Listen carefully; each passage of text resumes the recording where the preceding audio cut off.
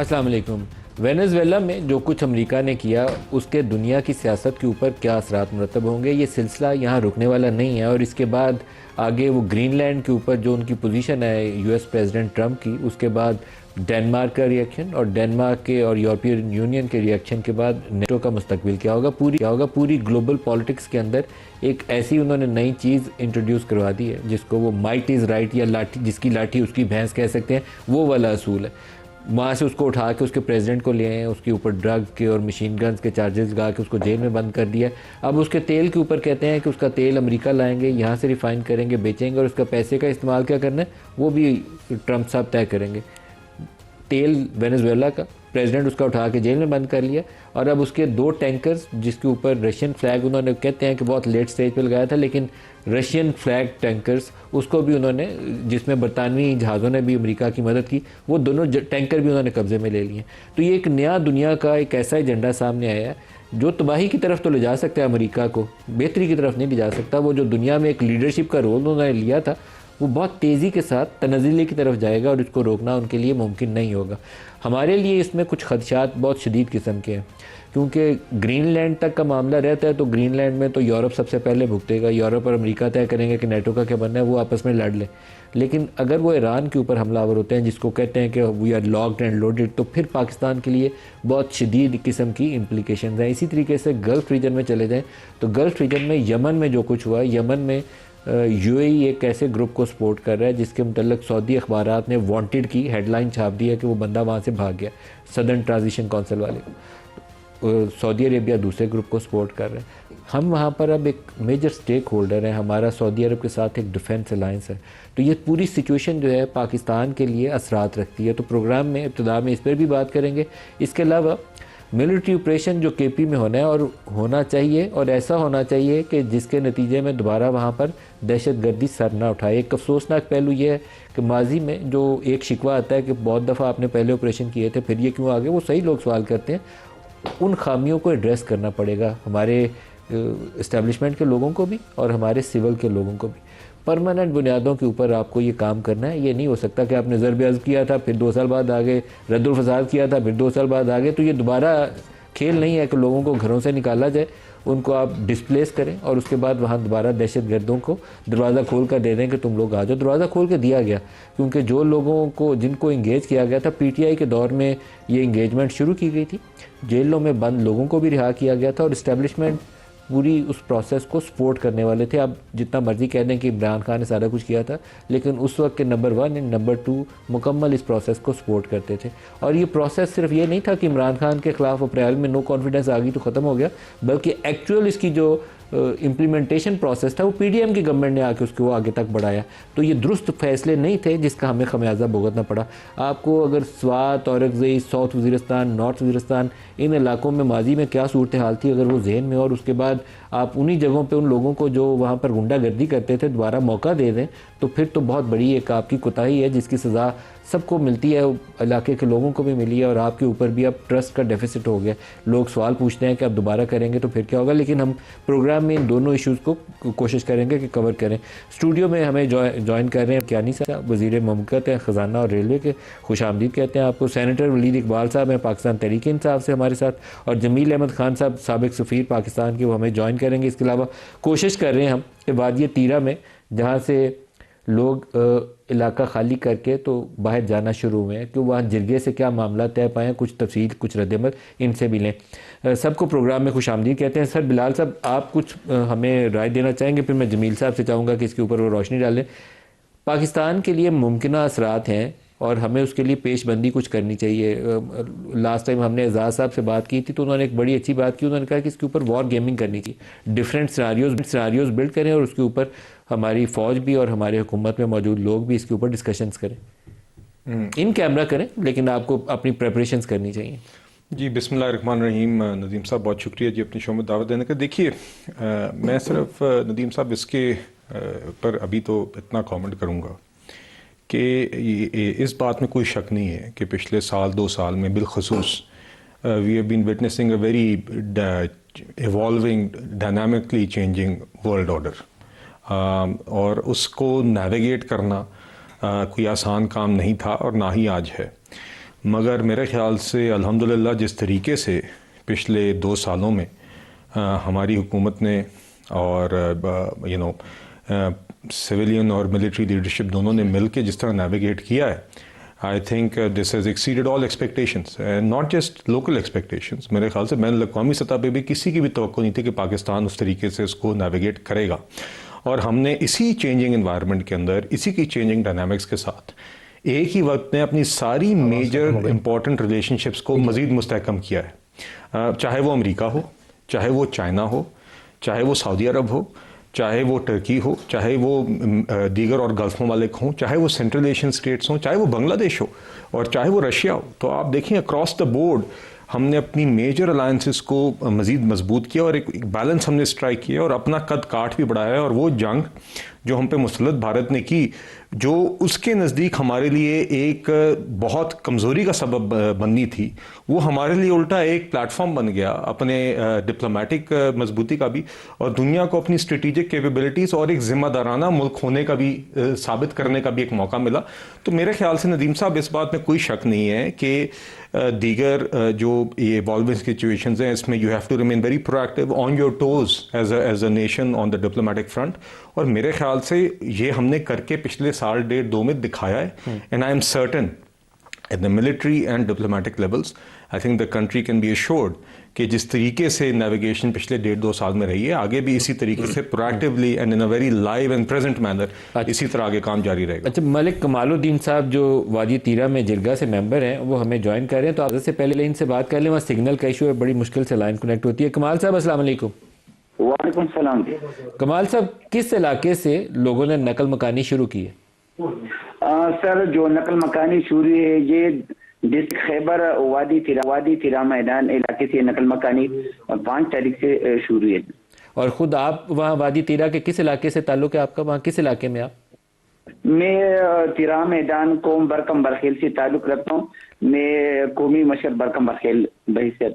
صحیح ہے. تو ابھی تک کتنے لوگ نقل مکانی کر چکے ہیں؟ ابھی تو تقریباً 12,000 خاندان نکلے ہو چکے. 12,000 نکلے. ایک ایشو سامنے آ رہا تھا وادی تیرہ کا جو جرگہ ہوا، تو وہ جتنے مشران تھے انہوں نے جو مالی امداد کے ماضی کے وعدے تھے اس کے اوپر شکوے بھی کیے، اور یہ بھی کہا کہ اب جو خاندان نکلے گا اس کو آپ کیش میں کیا دیں گے اور جہاں جا کے رہیں گے اس کا کیا بندوبست ہوگا. تو جو 12,000 لوگ نکلے ہیں ان کو کوئی مالی امداد ملی ہے تو وہ کیا ہے تفصیل اس کی؟ نہیں، وہ جو 12,000 خاندان نکلے ان کو نہیں ملے ہیں. ابھی تو سسٹم لگائے، ابھی ان کو کر رہے ہیں رجسٹریشن، ان کو ٹوکن ایشو ہو رہی ہے، اور اس کے بعد وہ جو ہے نا بایو میٹرک سسٹم وہ ہوگا. تو کسی کو ملے نہیں، صرف ٹرانسپورٹ کا پیسے ملے اور اس کو وہ خوراک فوڈ ملے. باقی وہ رجسٹریشن کا مسئلہ ہے، رجسٹریشن ہو جائے گا تو پھر ان کو یہ وہ 2.5 لاکھ روپے ملے گا کیش میں، اور 50,000 پر منتھ ملے گا. 2.5 لاکھ روپیہ، 2,50,000 انہیں کیش ملے گا اور 50,000 روپے کرائے کا ملے گا. یہ معاہدہ سوری سر، کرایہ کا نہیں، کرایہ ٹرانسپورٹ کا الگ ہے، وہ کیش میں دے رہے ان کو دیے. اور جو پر منتھ 2 ماہ یہ تو آپریشن ہوگا 2 مہینے 2 منتھ، اور 2 منتھ ہر منتھ پہ 50,000 پر منتھ وہ دے گا گورنمنٹ 2.5 لاکھ کے علاوہ. ٹھیک ہے، 2,50,000 دیں گے پہلے نقد اور پھر 50,000 روپے مہینہ دیں گے. یہ معاہدہ تحریری شکل میں آپ کے پاس ہے کسی کمشنر وغیرہ کے دستخط کے ساتھ؟ جی ہمارے ساتھ یہ مطالبات ہم 24 رکنی کمیٹی نے ہم نے سامنے رکھے تھے. چیف سیکرٹری IGFC-KP نارتھ اور کمشنر پشاور DC خیبر IGP پولیس، یہ سارے آفیسر کے DPO خیبر اور موجود تھے، اور اس کے سامنے ہمارے ساتھ اس معاہدے پہ سائن ہو چکا ہے. آپ کے پاس کاپی ہے اس کی جو ہم دکھا سکیں لوگوں کو؟ وہ تو ابھی میرے پاس اویلیبل نہیں. اچھا، یہ بتا دیں کہ وہاں پر دہشت گردی کے واقعات بہت زیادہ ہیں، افغان سائڈ سے بہت زیادہ دہشت گردی ادھر آتی ہے، تو آپریشن تو کرنا پڑے گا، اس کے بغیر حل نہیں ہے. کیا آپ اس رائے سے اتفاق کرتے ہیں؟ بالکل 120%. یہ میرا وہ جو ہے نا اس پہ میرا فوکس ہے کہ آپریشن کے علاوہ اس کا کوئی اور حل ہے نہیں ہے، کیونکہ یہ بہت زیادہ انٹر ہو چکے. تقریباً وادی تیرہ میں ٹوٹل 800 بندے انٹر ہے، اور اس میں زیادہ تر افغانی ہیں. 800 دہشت گرد آئے ہیں افغانستان سے، افغانی اس میں آپ جو کہتے ہیں موجود ہے نا، جو موجود ہے ان سے ہم جا کے ملے. ہم نے 24 رکنی کمیٹی سے میں نے لیڈ کر رہا تھا. 10,000 بندی نے میں نے ان کے مرکزوں میں لے کے گیا، سر پہ قرآن رکھ کے ان کو ہم گئے تھے کہ خدا را آپ نکل جاؤ، ہمیں تباہ نہ کرے، ہمارے امن خراب نہ کرے، لیکن انہوں نے نہیں مانا. یہ وادی تیرا خود سہیل افریدی کا بھی تو یہی علاقہ ہے نا، افریدی ٹرائب ہے اس علاقے میں. بالکل یہی تیرا سے تعلق رکھتا ہے، اس کا علاقہ ہے. تو ان کے اپنے علاقے سے، اپنے محلے سے بھی لوگ نکل رہے ہیں؟ بالکل، اس میں وہ وہیں سے نکل چکے، تقریباً تو آدھے لوگ نکل چکے، آدھے رہ گئی ہے نا. یہ جو علاقہ ہے پائندہ چینا، یہ پائندہ چینا علاقہ ہے سہیل افریدی کا؟ نہیں، یہ بیسیکلی وادی تیرا میدان میں شلوبر ٹرائب جو ہے نا، یہ سہیل افریدی کا ہے. اچھا صحیح. تو اس علاقے سے لوگ نکلے ہیں اور سہیل افریدی اس پروسیس کو سپورٹ کر رہے ہیں. یہ جو نقل مکانی ہو رہی ہے نا سر، اور اس کے جو امدادی پیسے دے رہے ہیں، جو اس کے علاوہ جو ہے نا اس میں سپورٹ دے رہے ہیں. سہیل افریدی مدد کر رہے ہیں. تو سہیل افریدی کے اپنے خاندان کے لوگوں نے بھی نقل مکانی کی ہے؟ بالکل، اس نے نقل مکانی بھی کیا ہے، اور سہیل افریدی کی یہ مدد ہے کہ اس نے کیبنٹ سے نوٹیفیکیشن جاری کیا ہے. یہ جو مالی امداد ہے نا، اس کا نوٹیفیکیشن جاری کیا، اس کا یہ مدد ہے، اس کے علاوہ کچھ نہیں. بالکل ٹھیک، بالکل ٹھیک ہے. ملک کمال الدین صاحب، آپ کا بہت شکریہ. آپ ممبر ہیں وادی تیرا، آپ نے ہمیں جوائن کیا. جمیل احمد خان صاحب بھی ہمیں جوائن کر چکے ہیں، تو جمیل صاحب سے بھی بات کر لیں. ولید صاحب اس کے بعد آپ کی طرف آتا ہوں.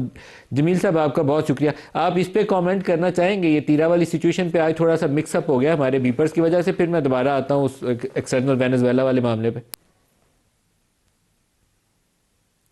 جی ہاں، دیکھیں یہ تو ہر قسم کا حربہ حکومت نے اپنا لیا ہے، اس میں کوئی دو شک رائے نہیں ہو سکتی کہ ہاں اگر ابتدائی طور پہ ہی اس کو، اور میری مراد ہے جب سے یہ مسئلہ ہمارے لیے پیدا ہوا ہے، تو اس وقت سے اگر اس کو ہم کسی اور نوعیت کے ڈائلاگ میں اگر ہم اس کو رکھتے تو شاید اس وقت کو مسئلے کا حل نکل سکتا تھا. لیکن اب بات جہاں تک پہنچ گئی ہے وہاں صرف اور صرف کائنیٹک آپریشن کا ہی محسوس ہوتا ہے. Then it can be followed by the political follow up. لیکن اس سے پہلے اب جہاں ہے وہ one has to show the strength, اور اسٹرینتھ دکھلا کے پش کر کے دوبارہ اینڈ کرش کر کے، اینڈ اونلی دن ہم نے اپنے لوگوں کا پھر بعد میں دیکھ بھال کرنی ہوگی، جیسے ہم اب بھی کر رہے ہیں. مثال کے طور پہ جو ہم جس ویلفیئر کا خیال رکھتے ہوئے جگہ خالی کرا رہے ہیں، ادروائز اس آپریشن میں کولیٹرل ڈیمیج اتنا ہونا تھا کہ 12,000 خاندان میں سے کافی کام اس میں انہیں نقصان پہنچتا. تو اسی طرح اور ان کو تکالیف تو اپنی جگہ پر ہیں، لیکن کم از کم وہ جو انسانی شیلڈ استعمال کر رہے ہیں دہشت گرد خاص طور پہ افغانستان سے آ کے، اور ان کا ایک مقصد ہے ظاہر ہے، اور اس کے پیچھے ہمیں پتہ ہے کہ فتنۃ الہندوستان کون سا ہے اور را کتنے پیسے لگا رہی ہے. وہ تمام چیزوں کا اگر احاطہ کیا جائے تو یس آئی تھنک کائنیٹک آپریشن جو کہ پہلے بھی کافی بہتر طریقے سے ہو رہا تھا، لیکن it has to be augmented now with full political support. میں سمجھتا ہوں کہ پولیٹیکل سپورٹ میں تھوڑی سی کمائیگی ہے، کچھ کمی ہے، اس میں مزید پولیٹیکل سپورٹ خاص طور پہ خیبر پختونخوا سے. لیکن اس میں بھی کوئی دو رائے نہیں کہ خیبر پختونخوا کے عام لوگوں کا کوئی قصور اس میں نہیں ہے. اس کے جس طرح اس جرگے کو کانفیڈنس میں لیا گیا ہے، اسی طریقے سے باقی وہاں کی مختلف لیئرڈ قسم کی وہاں لیڈرشپ ہے، قبائلی بھی اور اس کے انتظامی بھی، ان کو بھی زیادہ سے زیادہ کنسلٹیشن کے ساتھ اس معاملے کو آگے بڑھائیں گے تو اس کا کوئی ریپرکشن یا پولیٹیکل ایکسپلائٹیشن نہیں ہوگا. اب بات یہاں تک نوبت آ گئی ہے، ولید اقبال صاحب کو بھی شامل کر لیں. ایکسپلائٹیشن ولید اقبال صاحب سے بھی اس پہ رائے لے لیں. ولید اقبال صاحب، یہ بڑا ایک اہم معاملہ ہے. وہاں جو یہ شکوہ ہے کہ بار بار آپریشن کرنا پڑتا ہے، وہ شکوہ لوگوں کا جائز ہے، اس سے ناراض نہیں ہونا چاہیے، بلکہ اپنی ماضی کی غلطیوں کا اعتراف کرنا چاہیے، سیاسی قیادت کو بھی اور ملٹری کے ان لوگوں کو بھی جن کی ذمہ داری تھی کہ دہشت گردی دوبارہ وہاں سر نہ اٹھائے. اور پھر آگے کا راستہ بتائیں کہ یہ 800 جیسے انہوں نے ابھی بتایا کہ افغان لارجلی آ کے وہاں بیٹھ گئے، تو ان کی صفائی کرنی ضروری ہے. کیا طریقہ کار اپنائیں کہ اس پہ سیاسی تنازع نہ بنے، راستہ آگے بڑھنے کے لیے کھل جائے؟ جی میں ایک آدھا جملہ ہی صرف عرض کروں گا، کیونکہ وہ اسی موضوع پہ جو آپ نے ابھی سوال کیا ہے، لیکن میں اس کو صرف ایک آدھا جملے کے حوالے سے جوڑنا چاہوں گا جس موضوع سے آپ نے شروع کیا تھا، وہ جو وینیزویلا والی بات ہے. ہمیں اس سے کیا کسی قسم کا سبق، یا ہم اس سے کیا اپنی جو آگے کی حکمت عملی ہے اس کو کس طرح سے جو تشکیل دے سکتے ہیں. मैं समझता हूँ ये एक जो वाक़या है वेनेजुएला वाला, इसमें से एक लेसन जो कम से कम हमें सीखना चाहिए इससे, वो ये है कि हमें अपना जो अंग्रेज़ी का इस्तिलाह है ना, our own house in order, वो हमें एक मुल्क, हम जितना मर्ज़ी हम अपने दावे कर लें कि हमने डिप्लोमेटिकली सफारती सतह पर बड़ा एक अच्छा बैलेंस स्ट्राइक कर लिया है, बड़ी ज़बरदस्त नेविगेशन हो रही है और ये है और वो है, एक मुल्क, मैं आपको अपनी राय, और ये दुनिया की मानी हुई राय भी है जिस हद तक मैंने इस मौजू को पढ़ा है इंटरनेशनल रिलेशंस को, एक मुल्क बैनुल अक़वामी सतह पर उसी वक्त वाकई अपना लोहा मनवा सकता है और मजबूत तसव्वुर होता है जब वो अपने आप को पहले अंदर से मजबूत करता है। और हमारे अंदर के जो हालात हैं वो आपके सामने हैं, और यही आपका मौजू तिरा के हवाले से भी अगर हो तो देखें, बात सारी ये है, मैं सफ़ीर साहब ने एक तरफ कहा कि काइनेटिक ही अब तरीका रह गया है, दूसरी तरफ कहा कि जी इसमें फुल पॉलिटिकल सपोर्ट भी होनी चाहिए।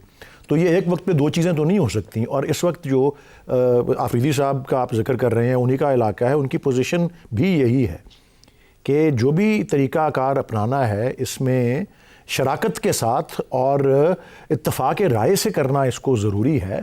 और इसके लिए उनकी जो गवर्नमेंट है और जो वहाँ की आवाम की जो बेहतरीन मफाद है या बेस्ट इंटरेस्ट है, उसको नज़रअंदाज करके ये नहीं किया जा सकता। ये बंद कमरों के अंदर महज ये फ़ैसले नहीं हो सकते। और देखें, ग्रैंड अमन जरगा जो है ये 12 नवंबर 2025 को, जो जिसमें तमाम मेजर पॉलिटिकल पार्टीज़ ने भी शिरकत की, ट्राइबल एल्डर्स ने भी शिरकत की, जिसमें सिविल सोसाइटी ने, स्कॉलर्स ने, सब ने शिरकत की, उसका एक ही जो है अहम जो उससे जो नतीजा निकला, वो जिस पे पहुँचे, वो यही था जी कि महज काइनेटिक ओनली जो है इस मसले को हल नहीं कर सकता। ये आफरीदी साहब की बात दुरुस्त है कि पिछले 17 साल में, आपने भी इब्तिदा में ये बात की, 17 साल में 22 मिलिट्री ऑपरेशंस हो चुके हैं, 14,000 IBOs हो चुके हैं, लेकिन शिद्दत पसंदी नहीं ख़त्म हुई। तो इसका तरीक़ाकार जो है वो, और वैसे मैं अब मजमूई तौर पे भी आप वो, जब वो अभी आपके शो पे ही मैं था जिस दिन वो इतना बड़ा सानिया हुआ, जब वो बलूचिस्तान में जो जाफ़र एक्सप्रेस थी उसके वो हॉस्टेज ले लिया गया और उसको अगवा कर लिया गया, हाईजैक कर लिया गया, तब भी मैं यही बात कह रहा था और अब भी मैं यही कहूँगा, मैं लार्जर पिक्चर के अंदर, कि आप एक इतनी बड़ी राय की नुमाइंदा जमात को एक्सक्लूड करके या उसको पराया बनाकर जो है, या अपने पॉलिटिकल या जो भी इसका सिक्योरिटी, नेशनल सिक्योरिटी का नैरेटिव है, उसमें उसको निशाना बना के नहीं, उसको अपना शराकतदार बना के इस मसले को हल कर सकते हैं। मेरी तो यही अर्ज़ है जी। वो अब एक स्पेसिफिक जो तीरा में है, वो तो वही जो देख रहे हैं वो ज़्यादा उसको बेहतर तबसरा कर सकते हैं, मैं तो वहाँ मौजूद नहीं हूँ। लेकिन सुहेल आफरीदी साहब की बात की मैं तायीद करता हूँ कि काइनेटिक ओनली जो है ये मसले को हल नहीं करेगा, काइनेटिक ऑपरेशन ओनली जो। अच्छा बिलाल साहब, जो शराकत दारी की इन्होंने बात की और इन्होंने वेनेजुएला की देकर कहा कि इंटरनल जो हार्मनी है, हाउस इन ऑर्डर, मुझे ज़ाती तौर पर इस इशू से शदीद किस्म के तहफ़्फ़ुज़ात हैं पिछले कुछ चंद हफ्तों से कि पाकिस्तान के लिए बहुत ज़्यादा चैलेंज है, क्योंकि हमारा एक बहुत बड़ी स्ट्रेंथ थी इंडिया के ख़िलाफ़ जंग में, हम सारे यूँ जुड़ गए थे। दोबारा जुड़ना चाहिए आपको, आपके ईरान के ऊपर अल्लाह ना करे हमला हो, लेकिन वो तैयारी करके बैठे हुए हैं, तो आपकी सबसे पहली स्ट्रेंथ यही होगी कि इंटरनल कितनी आपकी हामांगी है। नहीं देखिए, मस्ट एड्रेस दिस इशू। देखिए दो बातें, नदीम साहब पहले मुझे इजाज़त दें, अब ये बात जाफ़र एक्सप्रेस की स्पेसिफिकली की कि जी जाफ़र एक्सप्रेस के बाद शदीद तहफ़्फ़ुज़ात थे क्योंकि साथ बैठ के होना चाहिए। आपको याद है जाफ़र एक्सप्रेस हमले के बाद एक इन कैमरा ब्रीफिंग कौमी असम्बली के फ्लोर पे बुलाई गई थी, PTI को भी बुलाया गया था, नहीं आए थे। देखिए हम आपको घसीट के तो नहीं ला सकते, आपने अगर मुज़ाकरात की मेज़ से भी उठ के जाना है, अगर आपने जाफ़र एक्सप्रेस के हमले के बाद आपने सिक्योरिटी ब्रीफिंग पे नहीं आना और उसके बहाने बनाने हैं। पहलगाम वाक़े के बाद एक मीडिया ब्रीफिंग हुई थी, उसमें ये नहीं आए थे, तो ये तो जिम्मेदारी आप पर है। रिसेंटली नए CM KP के बनने के बाद प्राइम मिनिस्टर साहब ने एक इजलास बुलाया जिसमें नेशनल सिक्योरिटी के समेत दीगर उमूर सारे CMs के साथ डिस्कस हुए थे, ये नहीं आए। इनकी एक अना है, इनके एक मसाइल हैं, और ये सारी जो गुफ्तगू जो आप कर रहे हैं, देखिए बकिया सारे लोग तकरीबन संजीदा तरीके से डिस्पाइट डिफरेंसेस, मौलाना फजलुर रहमान साहब हैं, हमारी उनके साथ हर चीज़ पे आज नहीं इत्तफाक, मगर हम कभी भी ये नहीं समझते कि उनके साथ बातचीत मुमकिन नहीं है। एक संजीदगी है, एक सियासत है, एक सियासी संजीदगी है, एक जमहूरी अमल है। मगर अगर इस टाइम पर अगर कोई शख्स اس طرح کی کنسلٹیشن یا انگیجمنٹ میں رکاوٹ ہے تو وہ ان کا لیڈر ہے جو اڈیالہ میں بیٹھا ہوا ہے. آپ اس کی زبان، آپ اس کا رویہ دیکھ لیں. اور آج نہیں، ہمیشہ سے جب وہ وزیر اعظم تھا تب بھی بالا کوٹ حملے کے بعد آپ کو یاد ہے شہباز شریف صاحب زیادتی ہماری جماعت کے ساتھ ہو رہی تھی، ہمارے لوگ قید میں تھے، ہمارے لوگوں کے خلاف بھونڈے کیس بنے ہوئے تھے جو بعد میں سرٹیفائی ہو گیا کہ بھونڈے کیسز تھے. اس کے باوجود شہباز شریف صاحب بطور لیڈر آف دا اپوزیشن، مجھے یاد ہے آئی تھنک پروڈکشن آرڈر پہ وہاں پہ آئے تھے اور سیکورٹی بریفنگ میں بھی شرکت کی تھی. عمران خان نے نہیں کی تھی کیونکہ اس کی انا اس کو اجازت نہیں دیتی تھی کہ وہ اس کمرے میں بیٹھے ہوئے. بالا کوٹ کا حملہ ہوا ہے، he is the sitting prime minister, اور اس شخص نے کہا میں نہیں بیٹھوں گا because his ego was bigger than the national issue. تو دیکھیے یہ ہم چاہتے ہیں کہ سنجیدہ ڈائلاگ ایشوز پہ ہو. آپ قومی اسمبلی میں کریں، آپ سینٹ میں کریں، آپ اسٹینڈنگ کمیٹیز میں کریں. ہم آپ کے ساتھ ایک مذاکرات کی میز پہ بیٹھے پرائم منسٹر دعوت دیتے ہیں، جعفر ایکسپریس کے حملے کے بعد آپ کو بلاتے ہیں. اگر آپ نے نہ آنے کی ٹھان لی ہے تو اس پہ تو یہ ذمہ داری آپ پر ہے. خیبر پختونخوا دہشت گردی کے خلاف جنگ میں فرنٹ لائن ہے. ہم چاہتے ہیں کہ آپ وہاں پہ اپنا ایک کردار ادا کریں، رکاوٹ بننے کے بجائے دہشت گردی کے خلاف جنگ میں ایک کلیدی کردار ادا کریں، بجائے بار بار آپ علی امین گنڈا پور صاحب کی بات آپ کو یاد ہوگی جب وہ سی ایم کے پی تھے، ان کے الفاظ دہشت گردی کے متعلق وہ تھے جو مودی کے الفاظ ہیں، اور بھارت نے ایف اے ٹی ایف میں پھر وہ الفاظ استعمال کیے تھے. نئے سی ایم کے بھی اسی طرح کی باتیں کرتے ہیں. آپ آلریڈی اس پہ کامنٹ کر چکے ہیں کہ دہشت گردی کے لیے رد الفساد ضرب عزب ایک ہم آہنگی کے ساتھ نواز شریف صاحب کی قیادت میں آپریشنز ہوئے تھے. دہشت گردی کا خاتمہ بہت مشکل آپریشن تھا، لیکن دوبارہ وہاں دہشت گردی کا آ جانا بہت دیکھیے جی. افسوس اور اس کے بعد ایک عمل، اس کے بعد وہ دروازہ کھولا گیا نا جی پھر سے. تو ہم کیا، ہم تو آج بھی چاہتے ہیں نہیں، دروازہ پی ٹی آئی نے بھی کھولا اور آپ نے بھی کھولا. نہیں دیکھیے، نہیں جی دیکھیے ہم نے تو رد الفساد ضرب عزب کیا تھا. پی ڈی ایم بننے کے بعد سارے یہ، مگر میں کہتا ہوں آج آپ اپنا کردار ادا کریں. ہم چاہتے ہیں کہ آپ کے ساتھ انگیجمنٹ، مگر آپ خود تیار نہیں. اچھا، ہم اس ٹاپک کو کنٹینیو کریں گے. جمیل صاحب سے وہ لے لیں کامنٹ، شاید بریک قریب آ رہی ہے. جمیل صاحب، جو وینزویلا والا انسیڈنٹ ہے اور گرین لینڈ کے اوپر جو ٹرمپ پوزیشن لے رہے ہیں، ایران کو جس طریقے سے دھمکا رہے ہیں، تو یہ نیا جو گلوبل سسٹم ہے کیا بنے گا؟ وہ جو رول بیسڈ ماڈل تھا وہ تو کہیں دفن ہو گیا، تباہ ہو گیا. اب تو کچھ اور ہی دنیا کی شکل ہوگی. جی ہاں، بس آخری سسکیاں ہیں اس کی یو این چارٹر اور انٹرنیشنل لا کی، کیونکہ اس کی جو دھجیاں اڑتے ہوئے دیکھی جا رہی ہیں دنیا میں ان کے سامنے، آنکھوں کے سامنے، تو یہ تو محسوس یہی ہوتا ہے کہ وہی لاٹھی اور بھینس والی بات، جس کی لاٹھی اسی کا بھینس، وہ چل رہا ہے. اور ابھی تو خدشات یہی ہیں، آپ نے اپنے بیانیے میں بھی بتایا ہے کہ وہ ایران کے لیے جس طریقے کے دھمکیاں جاری ہو چکی ہیں، no one less than the most powerful president of the most powerful country کے لاکڈ اینڈ لوڈیڈ کا لفظ استعمال کرتے ہوئے اگر وہاں اموات اگر ہوئیں پروسٹیسٹ کی، ہمیں پتہ ہے کہ وہاں 36 پروونسز میں سے 26 پروونسز میں ایک اپرائزنگ سی ہو رہی ہے. لیکن کوئی نئی بات نہیں ہے، 2019 میں بھی ہوا، یہ 2022 میں بھی ہوا. وومن فریڈم کے حوالے سے وہاں سینکڑوں کے حساب سے لوگوں پر ایکشن ہوا سیکورٹی فورسز کا. ظاہر ہے ان کی اموات بالکل قابل مذمت ہے، نہیں ہونی چاہیے تھی، لیکن اس وقت کسی ملک نے، امریکہ یا اسرائیل نے ڈائریکٹ اس قسم کی دھمکی نہیں دی تھی. اب کیونکہ یہ ایک ریت اور روایت جو پڑی، جو ایک سکسیسفل 1.5 گھنٹے کا وینزویلا میں آپریشن ہوا، جس پہ دنیا کوئی زیادہ شور نہ مچا سکی، یونائٹڈ نیشن سیکیورٹی کاؤنسل میں بغیر کسی ریزولوشن پاس کیے ہوئے یا بغیر جوائنٹ سٹیٹمنٹ دیے ہوئے ختم ہو جانا، یہ تمام چیزوں کا اگر اعادہ کیا جائے تو اس سے محسوس ہوتا ہے کہ ایران کے پر حملے کی آمد ہے، اور اس کی چند وجوہات ہیں اور بڑے واضح وجوہات ہیں اس کے. کیونکہ اسرائیل کی تو بڑی دیرینہ خواہش ہے کہ کسی طریقے سے بچے کھچے جو بھی انفراسٹرکچر ہے ایران کا نیوکلیئر کے حوالے سے، اس کو بھی بالکل مٹی میں ملا دیا جائے. اور اس کے بعد ڈونلڈ ٹرمپ جو ہے انہوں نے تو بالکل اناؤنس کر دیا ہے، اور ظاہر ہے اس کے لیے ملک میں ایجنٹس پیدا کیے جاتے ہیں، جیسے وہاں کے سائنسدان مروائے گئے، جیسے وہاں کے چن کے نشانے پر وہاں کی عسکری قیادت کو نشانہ بنایا گیا جون کے مہینے میں. تو اسی طریقے سے جو وہاں اس وقت مظاہرین کو انسائٹ کرنے میں لوگ پڑے ہوئے ہیں، وہ بھی یہی کام کر رہے ہیں. اور یقیناً اس میں ایکسٹرنل فیکٹر بہت زیادہ. ڈیتھ ٹو سپریم لیڈر، یہ کبھی کوئی نعرہ نہیں لگا تھا، اب یہ نعرے لگ رہے ہیں ان پروٹیسٹ میں. تو محسوس یہی ہو رہا ہے، اور وہ کہہ رہے ہیں کہ we need help from United States, come and rescue us. جو پروٹیسٹرز کوئی تو نعرے وہاں لگوا رہا ہے یہ، ورنہ ایران بڑی ہوموجینس سوسائٹی ہے. جب جون میں حملہ ہوا اور اس وقت جب رجیم چینج کرنے کی بات آئی इजराइल की तरफ से, तो उस वक्त यकजा हो गए थे वो लोग। उस वक्त जो रिजीम चेंज करने की बात हो भी रही थी वो मध्यम पड़ गई थी, लेकिन अब वो बात दोबारा ब्रेक करीब आ गई है। लेकिन ये आपकी बात सही है कि ये बहुत टारगेटेड रिजीम चेंज का एक, इसको अल-एलानिया ट्रंप साहब खुद अपनी ट्वीट्स के साथ पूरी दुनिया को बता रहे हैं कि हम ये तैयारी कर रहे हैं, लोग निकलें, उनको कोई हाथ भी लगाएगा तो हम साथ खड़े हैं। तो उन लोगों को इंसाइट करने में भी कुछ लोग वहाँ मौजूद हैं जो ये काम कर रहे हैं। ब्रेक ले लें, ब्रेक से वापसी पे इसके ऊपर और बात करते हैं। हमारे साथ रहिए।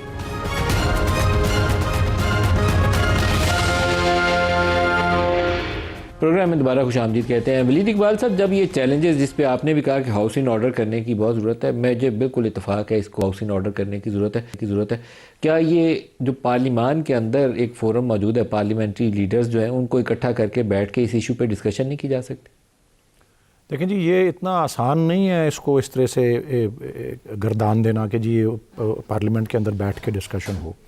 बात ये है कि मजमूई सतह पे अगर आप देखें, अब ये कह रहे हैं कि क्यानी साहब कि जी ये एक लीडर अडियाला में बैठा हुआ, वो ये कह रहा है कि आप ये ना करें, आप वो ना करें। बात सारी ये है कि रियासत पाकिस्तान की तरफ से जो मजालिम ढाए जा रहे हैं हमारी सियासी जमात पर, हमारी कोई भी, हम किसी किस्म की कोई पुरअमन और कोई आइनी इक़दाम लेने की कोशिश भी करते हैं, उसके ऊपर भी, जिसको मैं कहूँगा पॉलिटिकल अपार्थाइड का जो निशाना बने हुए हैं हम, उस की वजह से हमसे क्या तवक्को जो है वो की जा सकती है। आज की भी आप मिसाल ले लें, एक पुरअमन गाड़ियों की रैली जा रही है, उसके ऊपर जो है उसके शीशे तोड़े जा रहे हैं। ये रियासत कर रही है जिसका काम जानो माल का हिफाजत करना है, शीशे गाड़ियों के तोड़े जा रहे हैं। आपने, मुझे उम्मीद है, फुटेज उसकी देखी होगी, आप दिखा तो नहीं सकते होंगे लेकिन देखी होगी, मुझे उम्मीद है। वो अलामा राजा नासिर अब्बास साहब के जो साहबजादे हैं उनके अरेस्ट कर लिया गया है किसी जगह से, वो कोई ऐसे हाईवे के ऊपर जा रहे थे किसी रैली के हिस्से के तौर पे। ये छोटी छोटी एग्जांपल्स और मिसालें हैं। और मैं, क्योंकि अभी मौजू आपका चल रहा था यही वेनेजुएला वाला, मैं उसको ही बरूए कार लाते हुए ये बात करना चाह रहा हूँ साथ साथ कि हमें अपनी भी तारीख़ अंदरूनी और बैनुल अक़वामी अमेरिका की भी देखने की और उसको जहन में रखने की ज़रूरत है अपनी आगे की जो है लाए अमल के हवाले से। और उसमें कुछ नुकात हैं मैं समझता हूँ जो कि बड़े काबिल गौर हैं और मेरे नज़दीक अहम हैं। पहली बात तो बड़ी एक सिंपल सी है जो कि मैं आपके प्रोग्राम के तवस्सुत से आपके नाज़रीन तक भी अब मेरे ख्याल अब तो वाज़ेह हो गया होगा कि इसमें तो कोई इबहाम नहीं रहा कि अमेरिका रजीम चेंज में मुलव्वस होता है। मुख्तलिफ़ ममालिक में तरीक़ाकार उसका बदलता रहता है, लेकिन रजीम चेंज में उसकी बड़ी पुरानी हिस्ट्री है। और ये 200 साल पहले ख़ास तौर पे तकरीबन 1823 में मनरो डॉक्ट्रिन, उस वक्त के सदर मनरो ने ये एक तरीक़ाकार बनाया था, ख़ास तौर पे अपने पिछवाड़े के हवाले से, क्योंकि लैटिन अमेरिका उसी में आता है, जो कि चलता आया कि जी वहाँ पे कोई भी इक़दाम या कोई हॉस्टाइल एक्शन जो है वो अमेरिका अपने ख़िलाफ़ हॉस्टाइल एक्शन जो है समझेगा। और उसी तरह से सदर ट्रंप ने भी अपनी पॉलिसी जो है उसका जिक्र किया मनरो डॉक्ट्रिन का, कि जी मनरो डॉक्ट्रिन का ये एक वेरिएंट हम ला रहे हैं कि अपने हेमिस्फेयर में, जिसको निस्फ कुर्रा कहते हैं, मगरबी लैटिन अमेरिका जिसमें है, हम किसी हॉस्टाइल एलिमेंट को, किसी मुखालिफ कुव्वत को नहीं जड़ लेने देंगे और हम अपनी फौकियत को बहाल करेंगे। सो ये एक्शन तो उन्होंने अपने पिछवाड़े में ली है, लेकिन अपने पिछवाड़े से बाहर और अपने पिछवाड़े में ये मनरो डॉक्ट्रिन ही का सिलसिला सदर रूजवेल्ट ने दूसरी जंग अजीम के बाद कहा था हम इससे पीछे हट रहे हैं, लेकिन अमली तौर पे वो पीछे नहीं हटे। उस खित्ते में हॉन्डुरस हो जाए, निकारागुआ हो जाए, ग्वाटेमाला हो जाए, चिले हो जाए, किसी ना किसी पनामा हो, या डायरेक्ट मुदाखलत या इनडायरेक्ट हमेशा जारी रही है। अब वो ज़रा और नुमाया हो गया है। अब इसको देखें पाकिस्तान के जाविये से। पाकिस्तान दो ही एक्सट्रीम्स के ऊपर रहा है अमेरिका की पॉलिसी में, और ये हमारे मिलिट्री और सिविल सब लीडर्स एक्नॉलेज करते रहे। मैं एनडीयू में भी जब गया अपने वर्कशॉप के दौरान, जब 2-3 साल पहले नेशनल सिक्योरिटी के, तो वहाँ भी ये बात इसी तरह से हुई कि या हम उनके सबसे ज़्यादा करीबी दोस्त होते हैं, या हम उनके सबसे ज़्यादा सैंक्शनड जो हैं एक तरह से वो मुखालिफ बन जाते हैं, या हमें मुखालिफ सबसे ज़्यादा सैंक्शनड तस्वर किया जाता है। तो वो उन दो एक्सट्रीम्स के अंदर ही हम हमेशा चलते रहे हैं, कभी कोई दरमियान का रास्ता, एक तवाज़ुन वाला रास्ता जो है नहीं आया। और अमेरिका जब भी अपने पिछवाड़े से बाहर निकल के एक्शन करता है, اپنے پچھواڑے میں تو انہوں نے کسی نہ کسی طریقے سے وہاں پہ توازن رکھا ہے انٹرونشن یا مداخلت کر کے، لیکن جب بھی اپنے پچھواڑے سے باہر جاتے ہیں وہ ہمیشہ عدم استحکام رہا ہے، اور ان کے مقاصد یا تو بالکل ہی جزوی طور پہ پورے ہوتے ہیں یا ان کے مقاصد میں ناکامی ہوتی ہے ان کو۔ اب اس کے پچھواڑے سے باہر کی مثالیں یہی ہیں نا، لیبیا ہو گیا، یمن ہو گیا، آپ کا یہ عراق ہو گیا، اب پھر اس کے ویتنام میں تو سر انہوں نے تباہی پھیر دی نا، ویتنام ہو گیا، سپرنگ میں تو انہوں نے تباہی پھیر دی، لیبیا، شام، یمن، ان کا کیا حال ہے اب وہ تو ہمارے سامنے جی وہی نا۔ اور تو اسی لیے اب اگر ایران ابھی تو امریکہ نے اپنے پچھواڑے میں ایکشن لی ہے، لیکن اگر ایران اور اس طرح سے کوئی سلسلہ ہو تو اس کا عدم استحکام جو اس میں آتا ہے، میں تو اپنا جو تاریخ جتنی میں جانتا ہوں، اللہ نہ کرے اس طرح کی کوئی چیز ہو۔ بہرحال جی اپنے پچھواڑے سے باہر اگر وہ نکلتے ہیں تو گرین لینڈ والی بات میں تو یورپ کا بھی وہ انٹرسٹ آ جاتا ہے، لیکن یہاں اس علاقے میں اس خطے میں آنے سے جو ہے وہ باقی دنیا بھی ان کا ساتھ جو ہے وہ کھڑی رہے گی۔ اب جس طرح وینیزویلا پہ انہوں نے کوئی خاص بات نہیں کی، اس لیے ہمیں یہی دیکھ لیں۔ میں آپ کو صرف یہ عرض کر دوں کہ چند 4-5 سال کے عرصے میں جب افغان وار میں ہم حصہ تھے ان کے ساتھ تھے، ایسی دوستی تھی، ایسی امداد تھی، اسی 1985 میں ہی پریسلر امینڈمنٹ آ گئی، ریگن کے زمانے میں ہی، اسی 1990 میں اس کے بعد میں آنے والے صدر جو بش سینئر تھے انہوں نے پریسلر امینڈمنٹ کو انووک ٹریگر بھی کر دیا اور پاکستان پہ سینکشنز لگنا شروع ہو گئی۔ یہ 2-4 سال میں اوپر سے نیچے ہو جاتا ہے۔ بلال صاحب سے بھی اس کا جواب لے لیں۔ بلال صاحب، ایران کی سچویشن، ہمیں اس کے لیے کچھ پیش بندی کرنی چاہیے۔ جی دیکھیے ندیم صاحب، ہم صرف ایران نہیں ہے، مڈل ایسٹ بھی ہے، یمن کی سچویشن کسی وقت بھی آپ کی کچھ بھی رخ اختیار کر سکتے ہیں۔ دیکھا ہے جی کہ مڈل ایسٹ میں ابھی چاہے وہ قطر پر حملے کا معاملہ تھا اور اس کے بعد جو پاکستان کا بھی ایک کردار رہا فلسطین کے میں جو امن کے حوالے سے بھی، تو آئی تھنک پاکستان نے بڑی میچورٹی کے ساتھ اپنے آپ کو کنڈکٹ کیا، اور آئی ایم سرٹن آگے کوئی بھی ایونچویلٹی ہوگی تو ہم اسی طرح ہی اپنے آپ کو انشاءاللہ کنڈکٹ کریں گے۔ آئی ایم سرٹن۔ آپ نے دیکھا ایران کے اوپر بھی جب حملہ ہوا تھا تو ایران آج تک جو اسرائیل نے کیا تھا اس کے اوپر ہم ساتھ کھڑے ہوئے تھے۔ تو دیکھیے آگے کل رائٹرز نے خبر دی ہے، بہت اچھی ہے پاکستان کے حوالے سے، کہ سعودی عرب JF-17 میں بہت انٹرسٹیڈ ہے۔ ہم نے ایک ڈیفنس ایگریمنٹ کیا ہے سعودی عرب کا اور پاکستان کا، غزہ میں انٹرنیشنل سیکورٹی فورس کے لیے وہ جن ممالک سے فوج کے لیے وہ دیکھ رہے ہیں کہ وہ دیں گے، اس میں پاکستان بھی شامل ہے۔ اب وہاں پہ بھی امپلیکیشنز ہیں اس اسرائیلی والے امریکہ والے معاملے کی۔ خود اگر یمن میں تناؤ اور بڑھ جاتا ہے جو ابھی ہے UAE اور سعودی عرب کے درمیان، وہاں پہ بھی ہم ایک سٹیک ہولڈر کے طور پر کھڑے ہیں۔ ایران پہ حملہ ہوتا ہے تو وہ ہمارا ہمسایہ ہے، ساتھ ہے، بالکل بارڈر ہے ہمارا، تو ہمارے اس کے اوپر باقاعدہ کوئی برین سٹارمنگ ہونی چاہیے۔ آپ دیکھیے ندیم صاحب، میں صرف اتنا کہوں گا، آئی تھنک اعتماد ہونا چاہیے، اور اس ٹریک ریکارڈ کی بنیاد پہ اعتماد ہونا چاہیے جو پچھلے سال ڈیڑھ میں ڈپلومیٹک فرنٹ پہ اور انٹرنلی پلاننگ کے حوالے سے ملٹری اینڈ ڈپلومیٹک دکھایا گیا ہے۔ پارلیمنٹری لیڈرز جو ہوتے ہیں ان کو ملنا نہیں چاہیے، پرائم منسٹر کو ڈسکشن کریں، سر عسکری قیادت بھی ساتھ بیٹھے۔ سر میں آپ سے گزارش کر رہا ہوں، وہ ہوتی ہے، نہیں آتے سر آپ کریں، وہ نہیں آئیں گے، باقی تو آ جائیں سر، کریں، وہ ہوئی ہے، پھر سے ہو جائے گی سر، یہ ہوتی رہی ہیں مشاورتیں اور آگے پھر سے ہوں گی۔